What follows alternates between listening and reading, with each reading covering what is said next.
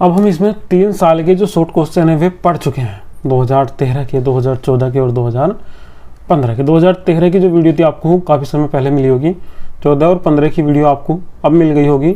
और अब हम बात करेंगे जो 2013 में इंपॉर्टेंट शॉर्ट क्वेश्चन आए हुए हैं उनके बारे में, ठीक है। तो चलिए देखते हैं जो हमारा पहला क्वेश्चन है वो हमारे पास में क्या है। तो पहला क्वेश्चन है, संक्रमण तत्व परिवर्तित संयोजकता क्यों प्रदर्शित करते हैं। इसका कारण एक ही है, जो संक्रमण तत्वों में उपस्थित अन्य जो बाह्य कोष होते हैं, जो अंतिम बाह्य कोष होते हैं और उनमें जो उपस्थित कक्षक होते हैं जैसे कि डी और अंतिम जो होता है एस, उनकी ऊर्जाएं कैसी होती है, लगभग समान होती है, ठीक है।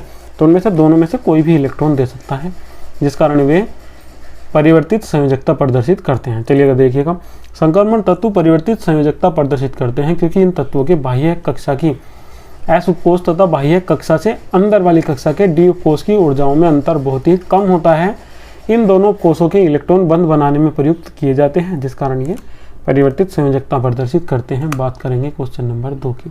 समझ में आ गया होगा आपको, जब दोनों की ऊर्जा लगभग समान होगी तो उनमें से कोई भी इलेक्ट्रॉन देने में सक्षम हो सकता है, एसबी और डीबी।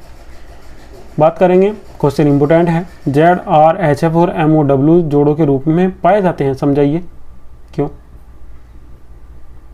ये पाए जाते हैं। लैंथेनाइड संकुचन के कारण, और ये कहलाते हैं रासायनिक जुड़वा, ठीक है, केमिकल ट्विंस। इसके टाइप के और भी होते हैं, 1-2 एग्जाम्पल, जैसे कि यही ही नहीं है हमारे पास में NBTB है और TCRE है, ये भी जोड़ों के रूप में पाए जाते हैं।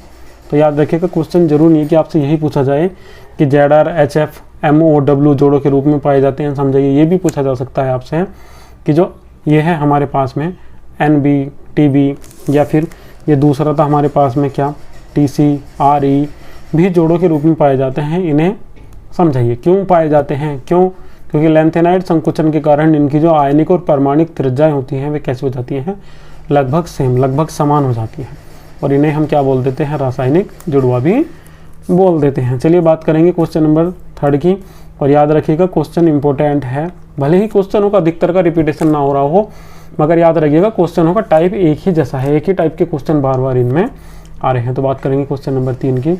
तो जो हमारे पास में क्वेश्चन नंबर 3 है वो हमारा क्या है।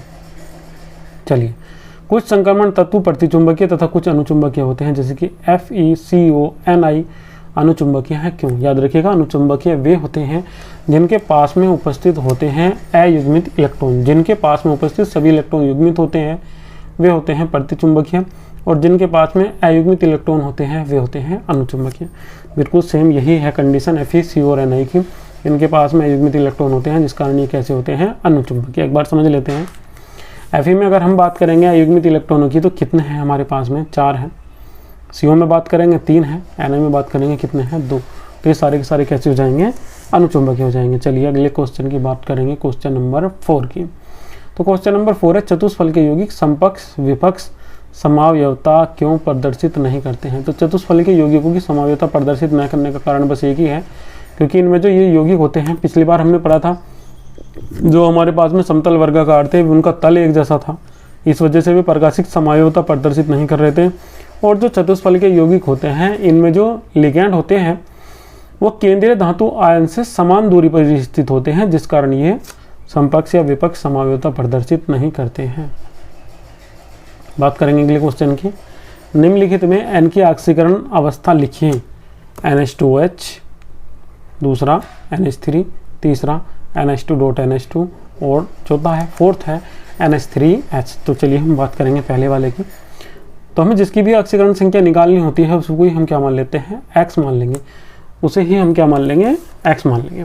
तो यहाँ याद रखिएगा, हमें N की ऑक्सीकरण संख्या निकालनी है, तो हम यहाँ लिखेंगे कैसे, इसे पहले की तरह लिखेंगे, N की ऑक्सीकरण संख्या 2 गुना H की ऑक्सीकरण संख्या, O की ऑक्सीकरण संख्या, H की ऑक्सीकरण संख्या, इस टाइप से लिख देंगे।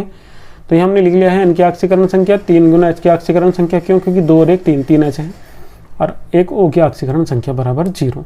तो हमने N की ऑक्सीकरण संख्या कितनी मान ली है, X मान ली है। H की ऑक्सीकरण संख्या +1 होती है, O की होती है -2। घटा देंगे, कितना बचेगा, 1 बचेगा, ठीक है। यहाँ एक स्टेप ये हो जाता, यहाँ लिख दूंगा इधर, X 3 में से 2 जाएंगे, कितना बचेगा, 1 + 1 = 0। फिर इसके बाद में ये आ जाता, ठीक है। इसका मतलब ये है कि NH2OH में N की जो ऑक्सीकरण संख्या है वो कितनी है, -1 है। यहाँ से देख लेंगे। फिर अगले क्वेश्चन की बात करेंगे जो हमारे पास में इसका अगला पॉइंट है, सॉरी क्वेश्चन नहीं पॉइंट अगला पॉइंट है NH3 में N की ऑक्सीकरण संख्या। तो जिसकी ऑक्सीकरण संख्या निकालनी है क्या मान लेंगे, X मान लेंगे। तो इसे हम इसी टाइप से लिख देंगे N की ऑक्सीकरण संख्या 3 गुना H की ऑक्सीकरण संख्या बराबर 0। क्यों? क्योंकि चार्ज कितना है इस पर 0 है। तो यहाँ x प्लस 3 गुना 1, क्योंकि H की ऑक्सीकरण संख्या कितनी होती है 1 बराबर 0, या x प्लस 3 बराबर 0 या x बराबर -3। और इसका मतलब ये है कि NH3 में जो N की ऑक्सीकरण संख्या है वो कितनी है -3 है। चलिए अगला पॉइंट देखते हैं। इसका थर्ड पॉइंट था NH2 डॉट NH2 में N की ऑक्सीकरण संख्या निकालनी है। तो कितनी मान लेंगे, x मान लेंगे 2 गुना N की ऑक्सीकरण संख्या और 4 गुना H की ऑक्सीकरण संख्या। क्यों? क्योंकि 2H यहाँ है, 2H यहाँ है और 2 ही क्या है N। ठीक है, तो 2x plus 4 into 1 equal to 0, या 2x प्लस 4 इक्वल टू 0, या 2x इक्वल टू -4। इसे इधर लेके जाएंगे और 2 से इसे काट देंगे, तो जब से काट देंगे कितना हो जाएगा -2। इसका मतलब NH2 डॉट NH2 में इनकी ऑक्सीकरण अवस्था या ऑक्सीकरण संख्या का मान कितना है -2 है। बात करेंगे इसके फोर्थ पॉइंट की, जो लास्ट का पॉइंट है इसका।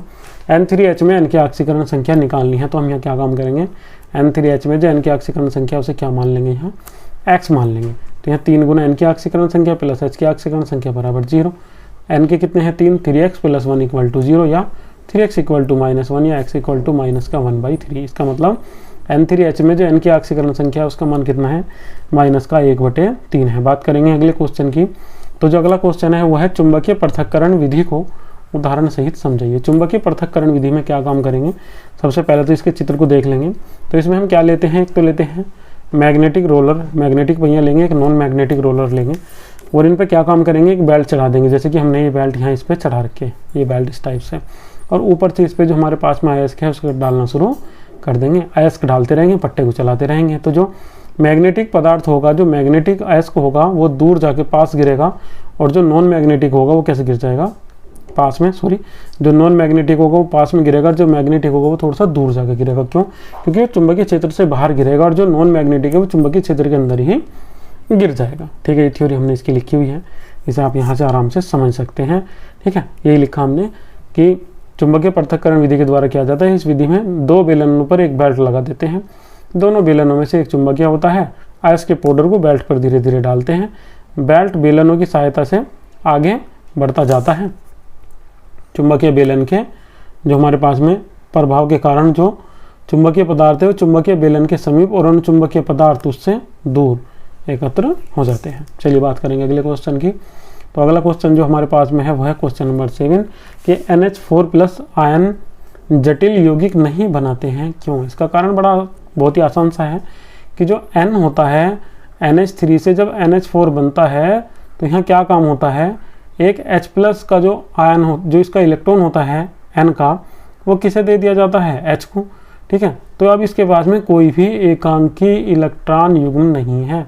जब इसके पास में एकांकी इलेक्ट्रॉन युग्म ही नहीं रहेंगे तो ये कोई भी जटिल यौगिक नहीं बनाएगा। जटिल यौगिक वही बनाएंगे जिनके पास में उपस्थित होते हैं एकांकी इलेक्ट्रॉन युग्म। ठीक है, चलिएगा देखिएगा, इसमें भी हमने लिखा हुआ है। ठीक है, तो ये NH4+ लिखा हुआ है, ये जो आपको ये यहाँ दिखाई दे रहा है। अगर इसमें कुछ प्रॉब्लम हो रही है तो ये NH4+ लिखा हुआ है, इसमें कोई भी परेशान मत होइएगा, NH4+।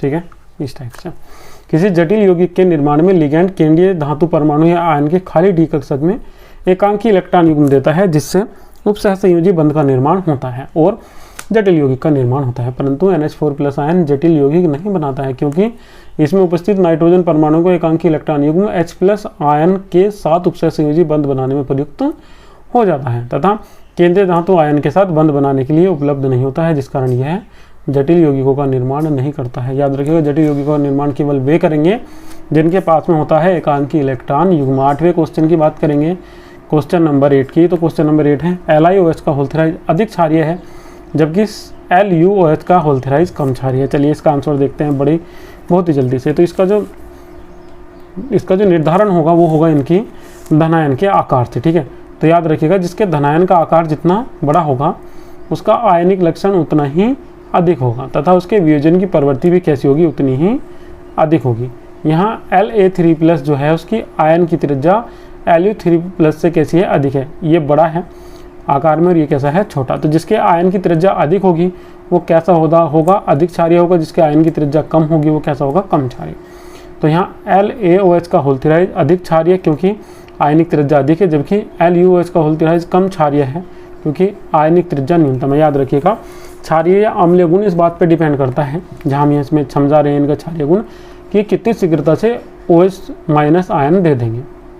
जिसकी परमाणु त्रिज्या या आयनिक त्रिज्या जितनी अधिक होगी वो उतनी ही शीघ्रता से देगा OH माइनस आयन। ठीक है, जिसकी जितनी छोटी होगी वो सब पकड़ के रखेगा मजबूती के साथ में और उतनी ही शीघ्रता से OH माइनस आयन नहीं देगा। चलिए बात करते हैं अगले क्वेश्चन की। अगला क्वेश्चन है हमारे पास में क्वेश्चन नंबर 9, यूरेनियम से AM तथा CM के बनाने की विधि का वर्णन कीजिए। ये भी एक इम्पोर्टेंट क्वेश्चन है, तो ये कैसे बनेगा देख लेते हैं एक बार इसका आंसर भी। यूरेनियम परमाणु लेंगे, इसकी अभिक्रिया कराएंगे किससे, हीलियम से, या हीलियम परमाणु की बौछार इस पर हम करेंगे तो हमें प्राप्त हो जाएगा इसमें प्लूटोनियम और न्यूट्रॉन। अब जो प्लूटोनियम है वो डिवाइड हो जाता है किसमें, अमेरिशियम में, AM में और 1E0 में। ठीक है, -1E0 में। बात करेंगे दूसरे की, तो दूसरी रिएक्शन में प्लूटोनियम अगर रिएक्शन कर जाता है किससे, हीलियम से, तो ये क्या बना देता है यहाँ क्यूरियम और बना देता है 0N1। ये तो न्यूट्रॉन ही है। ठीक है, 0N1 इस टाइप से ये हमारा बना देता है। चलिए अब हम बात करेंगे इसमें, और यहाँ अगर हम इसकी बात करेंगे तो ये इलेक्ट्रॉन है। क्वेश्चन नंबर 10 की बात करेंगे हम, तो जो हमारा क्वेश्चन नंबर 10 है, क्वेश्चन नंबर 10 है, वो है हमारा निम्नलिखित के IUPAC नाम लिखिएगा। इस बार भी आपको एग्जाम में मिलेगा, निम्नलिखित के IUPAC नाम लिखिएगा। तो पहले का हम नाम लिखेंगे कि बाहर है पोटेशियम है, 2 के लिए डाई है, CN के लिए साइनाइड है, Ag है सिल्वर है, तो इसका नाम हो जाएगा सिल्वरेट या अर्जेंटेट। ठीक है, क्योंकि Ag के लिए अर्जेंटेट ही आएगा। 2 बाहर है, मगर 2 के लिए कोई नाम नहीं आएगा, केवल Na के लिए आएगा। Na के लिए कितना जाएगा, सोडियम। 5 के लिए आ जाएगा पेंटा, CN के लिए साइनाइड, NO के लिए नाइट्रस है ये। ठीक है, और Fe के लिए कितना जाएगा इसमें, फेरेट। एक बार देख लेते हैं इसका नाम। ठीक है, नाइट्रोस आ जाएगा NO के लिए।